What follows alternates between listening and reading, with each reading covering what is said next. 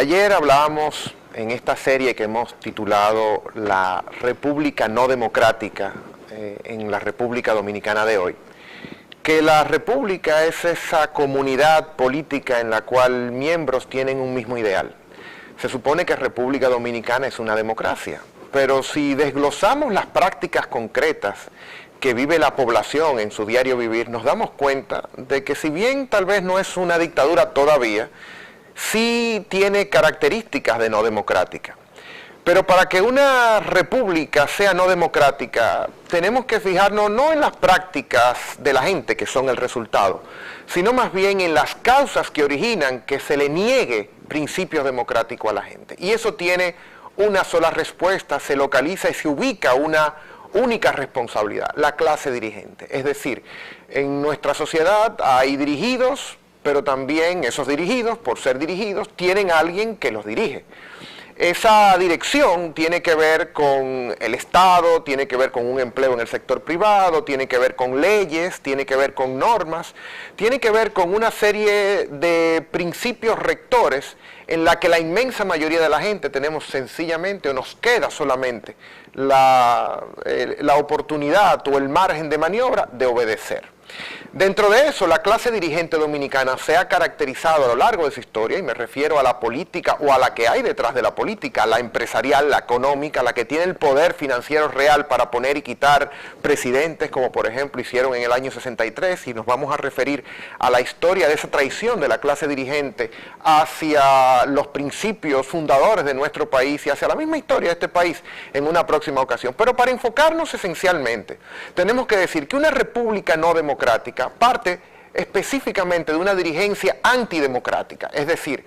que parte de una claque, de un conjunto de personas que unidos por intereses comunes, ellos muy poquitos en detrimento de muchos otros que prácticamente no le dejan nada sino que obedecer, mantienen las riendas del Estado Dominicano y ya desde hace décadas. Entonces, esa clase dirigente no o antidemocrática que deja una república no democrática, reitero, es la que quita y pone legisladores, es la que censura qué se debe y qué no se debe discutir, es la que hace leyes, en fin, todo un tinglado de acciones que van, por supuesto, a favor, en primer lugar, de sus intereses, dejando, en el mejor de los casos, solamente un umbral de sobrevivencia para que la gente no se altere mucho, porque reiteramos, como ayer decíamos, que a los gobiernos le interesa que la gente esté quieta, que la gente esté distraída, que la gente le den una migaja de un día y con eso se conforme y vuelva a la migaja del día siguiente y así sucesivamente, pero con tal de que los intereses de ellos no sean tocados. Nosotros tenemos muchas formas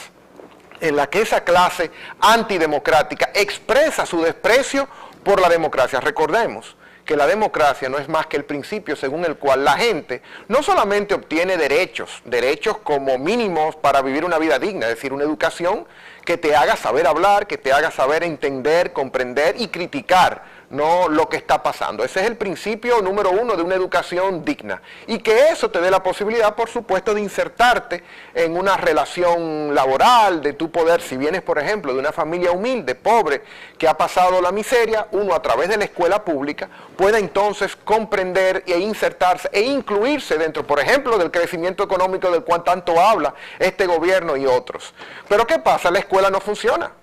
La escuela no incluye a la gente dentro de esta supuesta bonanza económica, pero tampoco la salud. Si vemos los indicadores de salud, por ejemplo en el Robert Reed, cómo se están muriendo nuestros niños, los indicadores internacionales de mortalidad materna, por ejemplo, o neonatal, ¿no? La desnutrición en este país, la falta de recursos para poder atender de manera adecuada, y eso lo vemos todos los días, a quienes sufren de enfermedades crónicas o graves. Entonces todo eso va generando principios de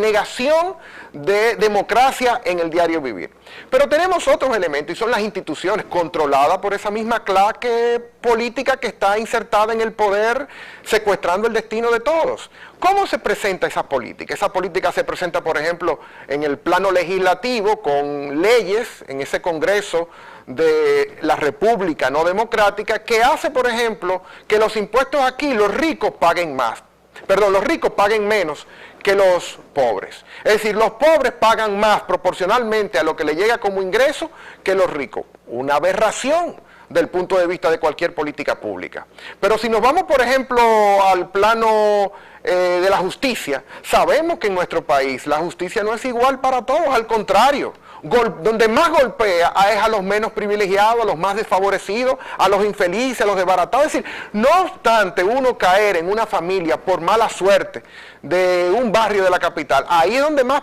reside el peso de la ley. Y si nos vamos a las cárceles, entonces ahí es que vemos cómo está estructurado el sistema legal para, en lugar de proteger al humilde, en lugar de proteger a ese muchacho vulnerable, a él es que más golpea. Pero igualmente tenemos en el plano ejecutivo, es decir, las acciones que hemos visto recientemente, incluyendo esa que vamos a ver ahora, guarda impunidad e incluso premio a los más poderosos. Y Odebrecht es una prueba tangible de cómo el poder político, con el auspicio del poder económico, toda esa gente rica del CONEP, de la IRD, que se reúne con el presidente, que por cierto, el presidente debería recibir a más junta de vecinos, y no solamente a esos señores tutumpotes, como le decía Juan Bosch, porque parece que los hijos de Machepa están excluidos de toda visita al Palacio Nacional en un gobierno que se reclama ser bochista. Entonces todo eso, el plano, por ejemplo, de todo lo que son las exclusiones que se ejecutan desde la planificación del gobierno, tienen un vínculo directo con esos principios antidemocráticos con que gobierna esta gente, el destino de todos los dominicanos. Y por último, hablar de cómo vive la gente eso. Bueno, hemos visto videos en el cual la DNCD va, llega, abusa y la indignación es muy grande. Ahora, ¿qué sucede con eso? Si bien es cierto que hace ya unas décadas la protesta, la contestación, la voz crítica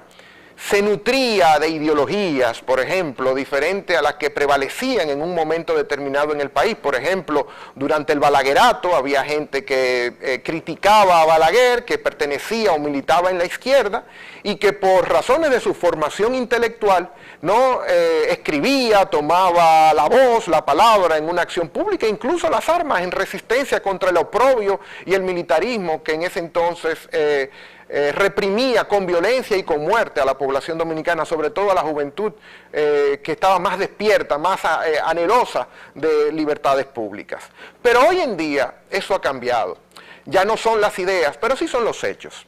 Sí son los hechos de esa frustración constante del dominicano, de esa molestia que tiene el dominicano cuando abusan de él, de esa indignación que poco a poco se va construyendo en acumulación precisamente de decepciones, se va construyendo un sentimiento de indignación. Y esas imágenes que vimos recientemente de cómo sacaron a pedradas a una unidad de la DNCD que llegó como llega la policía a nuestros barrios más humildes, a desbaratar todo lo que está, y no importa cuál sea, sino a buscársela, porque también hay que entender que esos son soldados de la pobreza, que lo ponen a que ellos mismos arremetan contra sus pares más pobres todavía, porque esa es la escala de violencia que tenemos hoy en día. Pero todo eso va generando conciencia, independientemente de que no sea estructurada en una formación política o en una organización o que todavía no haya liderazgo. Pero poco a poco el pueblo va teniendo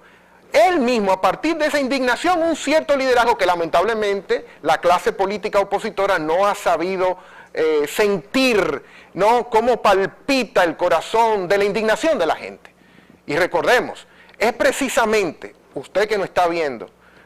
un posible agente de cambio. Si usted que tiene la posibilidad de disentir, que puede ver a Marino, que puede ver a Edith, que puede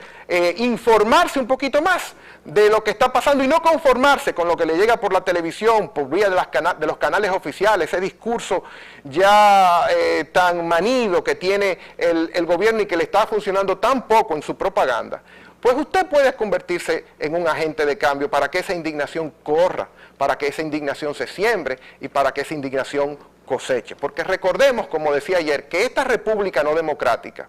si bien hoy impera, ¿no?, decíamos ayer que si el tiempo no está a favor de los pequeños, es la determinación de los pequeños que decidirá, como decimos, la suerte de los tiempos. A nosotros de tomar la democracia que se nos ha negado en nuestras manos a partir de la palabra, que es lo único que nos está quedando a nosotros para poder resistir.